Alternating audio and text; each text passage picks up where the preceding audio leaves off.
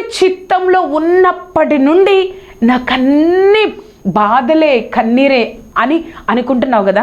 దేవుడి చిత్తంలో ఉన్నప్పటి నుండి, దేవుడి చిత్తాన్ని చేస్తున్నప్పటి నుండి, దేవుడి చిత్తంలో నేను ఉన్నానని తెలుసుకున్నప్పటి నుండి ఆ మినిట్ నుండి నాకు అన్ని కష్టాలే, ఆ రోజు నుంచి నాకు అన్ని కష్టాలే, ఆ సంవత్సరం నుంచి నాకు అన్ని కష్టాలే అని అనుకుంటున్నావు కదా. అలా ఎప్పుడు అనుకోవద్దు. మొదటి సమూయేలు 16:13 దేవుడు సమూయేలుకి చెప్తారు, బెత్లెహేంలో ఉన్న యెషయా కుమారులో ఒకరిని నువ్వు రాజుగా అభిషేకించాలి ఇశ్రాయేలు మీద, సౌలు తర్వాత అనినప్పుడు దేవుడు సమూయేలు చేత దావీదును అభిషేకిస్తారు. ఆ రోజు నుంచి అప్పటి వరకు మార్నింగ్ నుంచి వెళ్ళడం, గొర్రెల కాపరిగా ఉండడం అంతా సాఫీగా జరిగిపోతుంది. కానీ అప్పటి నుంచి దావీదుకు ప్రాణభయం. సౌలు విషపు చూపు చూస్తాడు, సౌలు ఎప్పుడు చంపుతామా అని చూస్తాడు. తల దాచుకోవడానికి కూడా దావీదుకు ఆ దేశంలో, తన ప్రాంతంలో స్థలము లేదు. భయము, ప్రాణభయము కదా. ఆ యొక్క దేవుడి చిత్తంలో ఉన్నప్పటి నుంచి దావీదుకి అంత భయమే. కానీ దేవుడు వదిలేశాడా? ఒక రాజు ఒక సామాన్యమైన వ్యక్తిని వెతుకుతున్నా కూడా తన చుట్టూ ఒక కాపుదలగా, దావీదు చుట్టూ ఒక కాపుదలగా దేవుడు ఉండి అతనికి కనబడకుండా ప్రాణాలతో రక్షించాడు కదా. మనం అనుకుంటాం, నేను దేవుని చిత్తాన్ని చేస్తున్నప్పటి నుంచి బాధలే, కన్నీళ్ళే, కష్టాలే, ఈ దుఃఖమే ఇంకా దిగజారిపోయింది నా పరిస్థితి కదా. కానీ నిన్ను బ్రతికిస్తున్నాడే, నిన్ను కాచి కాపాడుతున్నాడే, ఆ స్థితిని ఒక్కసారి జ్ఞాపకం చేసుకో. ఎన్నోసార్లు ఆ యొక్క దావీదు తన దేశంలో చెప్పులు లేకుండా, కుమారుడే ఎదురు తిరగడం వల్ల చెప్పులు లేకుండా వెళ్ళిపోయాడు. భయంకరమైన సిచ్యువేషన్ ఉంది, గుహలలో ఎక్కడెక్కడో తల దాచుకున్నాడు. కానీ దేవుడు కాపాడుతూనే ఉన్నాడు కదా. మనం కష్టాలే, బాధలే అంటున్నామా, కానీ దేవుడు నిన్ను కాపాడుతున్నారు కదా. ఆ విషయాన్ని బట్టి దేవుడిని స్తుతించు. ఒక సమయం వస్తుంది, దావీదుని ఎలాగైతే కాపాడిన దేవుడు ఒక సింహాసనం మీద కూర్చోబెట్టాడో, నీ యొక్క ఆశీర్వాదాన్ని ఈ లోకానికి తెలిసేటట్లు దేవుడు చేస్తారు. సెకండ్ పాయింట్లో ABCD చూద్దామండి. ఏ చూసినట్లయితే దేవుడు నిన్ను ఆశీర్వదించడం కోసమే సిద్ధపరుస్తున్నారు. నమ్ముతావా? దావీదు ఆ యొక్క అన్నదమ్ములను చూడడం కోసం యుద్ధ భూమికి వస్తారు. ఫిలిస్తీన్లతో ఇశ్రాయేలుకి యుద్ధం జరుగుతూ ఉంది. ఆ ఫిలిస్తీన్లు గొల్యాతును ముందు పెట్టి ఎంతగానో ఇశ్రాయేల్ సైన్యాన్ని భయపెడుతూ ఉంటారు.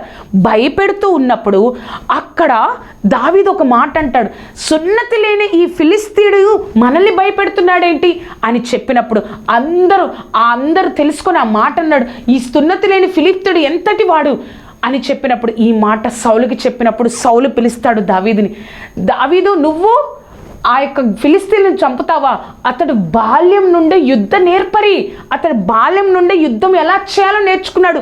నువ్వు చిన్న బాలుడిగా ఉన్నావు, నీకు బలము లేదు అని రాజైన సౌలు దావీదుతో చెప్తుంటే దావీదు ఒక మాట అంటాడు, రాజా, నేను నా గొర్రెల కాపరిని, గొర్రెల మీదకి సింహము ఎలుకబండి వచ్చినప్పుడు నేను వాటిని విడిపించాను. అంతేకాదు, అవి విడిపించడమే కాదు, అవి నా మీదకి వచ్చినప్పుడు వాటిని చంపేశాను. అంటే దేవుడు గొల్యాతుని దావీదు చంపక ముందే అక్కడ సింహాల దగ్గర ట్రైనింగ్ ఇచ్చాడు, దేవుడు సిద్ధపరిచాడు. కాబట్టి ఎలా అయితే ఎలుకబండి, సింహము చచ్చిపోయాయో ఈ యొక్క ఫిలిస్తీయుడు కూడా ఆ విధంగానే అవుతాడు ప్రభా అని తనలో విశ్వాసం కలిగేటట్లు దేవుడు సిద్ధపరిచాడు. దేవుడు నీకు ఆ యొక్క దేవుడి చిత్తాన్ని నెరవేర్చినప్పుడు ఏం జరుగుతుంది? దేవుడు నీ హృదయంలో ఆయన యందు విశ్వాసాన్ని సిద్ధపరుస్తారు. ఏ స్థితి అయినా నా దేవుడు చేయగలడు, ఏ పరిస్థితి అయినా నా దేవుడు ఎదుర్కోగలడు, ఏ పరిస్థితి అయినా నా దేవుడికి అసాధ్యమైనది ఏదీ లేదు అన్న విశ్వాసాన్ని నీ జీవితంలో దేవుడు కలిగించి ప్రతి ఒక్క స్థితిలో నీకు ముందుకెళ్తాడు. వెంటనే వచ్చేయలేదండి దావీదు గొల్యాతు ముందుకి. అంతకంటే ముందు ఎలుకబంటిని, సింహాన్ని చంపే ఒక ధైర్యాన్ని దేవుడు దావీదుకి ఒక ట్రైనింగ్ లాగా ఆ యొక్క అడవిలో, అరణ్యంలో దేవుడు అనుగ్రహించాడు. నీ జీవితంలో కూడా దేవుడు ఇప్పుడు ఆ ఒక ట్రైనింగ్ పీరియడ్లో ఉన్నాలేమో, ఒక స్థితి వస్తుంది, నీ యొక్క విశ్వాసము, నీ యొక్క గొప్ప దేవుడు కార్యం చేసే స్థితి నీ జీవితంలో వస్తుంది. అప్పుడు నువ్వు ఆ యొక్క స్థితి వచ్చినప్పుడు దేవుడు ఎందుక నన్ను సిద్ధపరిచింది అని నువ్వే దేవుడికి స్తుతించే స్థితిలో దేవుడు నిన్ను ఉంచుతారు. ఆ సెకండ్ పాయింట్లో B చూస్తే, నువ్వు ఎవరో లోకానికి తెలియచేస్తారు. నేను దేవుడి చిత్తంలో ఉన్నానే, దేవుడి చిత్తం అని తెలుసుకున్న రోజు నుంచి కష్టాలే బాధలే అన్న నీతో నాతో దేవుడు ఏం చెప్తున్నారు తెలుసా? నువ్వెవరో లోకానికి తెలియజేస్తారు. అప్పటి వరకు దావీదు ఎవరో ఇశ్రాయేల్ ప్రజలకు తెలియదండి. ఓకే, దేవుడు చెప్పాడు ఒక సమూయేలుకు, నువ్వు యెష్షయా కుమారుల దగ్గరికి వెళ్ళు. సమూయేలుకు కూడా తెలియదు, ఎవరన్నా ఉన్నారా, కనిష్ఠుడు ఉన్నాడు అని అభిషేకించాడు. కానీ దావీదు ఎప్పుడైతే గొల్యాతును చంపాడో అక్కడ వాళ్ళందరికీ దావీదు పేరు తెలిసింది. అప్పటి వరకు ఒక సామాన్యమైన వ్యక్తి, కానీ అప్పటి తర్వాత దావీదుకు తెలిసింది. సౌలు 1000 మంది, దావీదు 10,000 మంది అని అక్కడ అందరూ ఆ యొక్క యెరూషలేము స్త్రీలు స్తుతించేటట్లు ప్రతి ఒక్కరికి దావీదు ఆ యొక్క పేరు తెలిసింది కదా. నువ్వు నేను కూడా అయ్యో దేవుడి చిత్తాన్ని తెలుసుకున్నప్పటి నుంచి నాకు కష్టాలే, కన్నీళ్ళే, బాధలే అనుకుంటున్నావేమో. ఒక సమయం వస్తుంది, నువ్వు ఎవరో ఈ లోకానికి ఆయన బిడ్డ, ఆయన సిద్ధపరిచిన బిడ్డ, ఇప్పటి వరకు సిద్ధపరిచిన లోకానికి నిన్ను చూపిస్తారు. ఈతన ఇప్పటి వరకు ఎక్కడ మరుగై ఉన్నాడు, ఎక్కడ ఉన్నాడు, దేవుడు నిన్ను లోకానికి చూపించే సంవత్సరం ఇది. ఆ సెకండ్ పాయింట్లో సి చూస్తే, శత్రువు నిన్ను చూసి భయపడేటట్లు చేస్తారు. చూడండి, ఒక రాజు స్థానంలో ఉన్న వ్యక్తికి ఒక సామాన్యమైన వ్యక్తిని పట్టుకోవడం ఎంత విషయం అండి. కానీ సౌలు ఎంతగా ఉదయం నుంచి సాయంత్రం దాకా సౌలు పని ఏంటి అంటే ఒక రాజుగా రాజ్యాన్ని చూడడం కాదు, దావీదుని పట్టుకొని చంపడం. అదే పని ఆయనకి కొన్ని సంవత్సరాల నుంచి రాజ్యంలో ఉన్నప్పుడు. కానీ అన్నిసార్లు తిరుగుతున్నా కూడా దావీదును కాపాడుతూ దేవుడు వచ్చాడు. అప్పుడు సౌలు దావీదును బట్టి సౌలుకి దేవుడు భయాన్ని కలగజేశాడంట. మొదటి సమూయేలు 18వ అధ్యాయము 14-15 వచనాలు. మరియు దావీదు సమస్త విషయములలో సుబుద్ధి కలిగి ప్రవర్తింపక యెహోవా అతనికి తోడుగా ఉండెను. దావీదు మిగుల సుబుద్ధి గలవాడే ప్రవర్తించుట సౌలు చూచి మరీ అధికముగా అతనికి భయపడెను. ఇంకొక వచనం అండి, 18-29 వచనం. మొదటి సమూయేలు 18-29 వచనం. దావీదునకు మరీ ఎక్కువగా భయపడి ఎల్లప్పుడూ దావీదు మీద విరోధంగా ఉండెను. ఎప్పుడు భయమే దావీదంటే ఎవరికి? సౌలుకి. ఎందుకో తెలుసా? ఆయన చిత్తంలో ఉన్నాడు, ఆయన చిత్తంలో వెళ్తూ ఉన్నాడు. కాబట్టి శత్రువుకి మనం అంటే భయం కలిగేటట్లు దేవుడు చేస్తాడు. మనం శత్రువును చూసి భయపడకూడదు. నాతో ఉన్నాడు దేవుడు, ఆయన కార్యం చేస్తారు, ఆయన చూసుకుంటాడు అన్న నమ్మకం మన జీవితాల్లో ఉండాలి. ఆ సెకండ్ పాయింట్లో డి చూస్తే, నీ బాధ దేవుడికి తెలుసు, హెచ్చిస్తారు.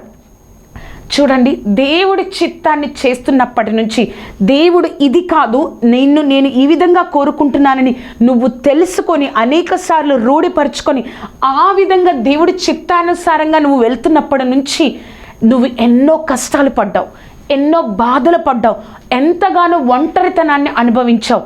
కానీ ఆ బాధ దేవుడికి తెలుసు, తప్పకుండా హెచ్చిస్తారు. దావీదు సమూయేలు వచ్చి అభిషేకించినప్పుడు అంత బాగుంది. కానీ అభిషేకించిన తరువాత ఆ గొల్యాతుని చంపిన తర్వాత అప్పటి నుంచి ప్రాణభయం సౌలుకి. అప్పటి నుంచి తల దాచుకోవడానికి ఎక్కడ స్థలము లేదు, తన దేశంలో ఎక్కడ స్థలము లేదు. ఒక రాజు కావాలి అంటే ఆ దేశంలో ఉండాలి కదండి. ఆ దేశంలో ఉండకుండా ఎక్కడెక్కడో గుహల్లో, కొండల్లో, ఎక్కడెక్కడో దాక్కుంటున్నాడు దావీదు. ఆ బాధను, అయ్యో నా చిత్తం, నేను రాజుగా అభిషేకించాను కానీ అప్పటి నుంచి బాధలే కదా, ఆ చిత్తం తెలుసు దేవుడికి, ఆ బాధ తెలుసు. అందుకే బైబిల్లో ఒక రాజు ఒక్కసారి అభిషేకింపబడతాడు, కానీ దావీదు మాత్రం 3 సార్లు అభిషేకింపబడ్డాడు. మొట్టమొదటిగా దేవుడు సమూయేలు చేత దావీదును అభిషేకించారు. రెండవదిగా మొదటి సమూయేలు 2వ అధ్యాయము 4వ వచనంలో, అంతటా యూదావారు అక్కడికి వచ్చి యూదావారి మీదుగా రాజుగా దావీదును పట్టాభిషేకము చేసిరి. 2వ సమూయేలు 5వ అధ్యాయము 3వ వచనం. మరియు ఇశ్రాయేలు వారి పెద్దలందరూ హెబ్రోనులో రాజునొద్దకు రాగా రాజైన దావీదు హెబ్రోనులో యెహోవా సన్నిధిని వారితో నిబంధన చేసెను కనుక ఇశ్రాయేలు వారి మీద రాజగుటకై వారు దావీదును పట్టాభిషేకం చేసిరి. ఆయన కన్నీరు తెలుసు కాబట్టి దేవుడు 3 సార్లు ఒక రాజుగా మరలా అభిషేకించారు. మొదటగా సమూయేలు, తర్వాత హెబ్రోన్లో ఉన్న యూదావారు, తర్వాత ఇశ్రాయేల్ అందరి మీద కదా. అది దేవుడు గొప్పతనం.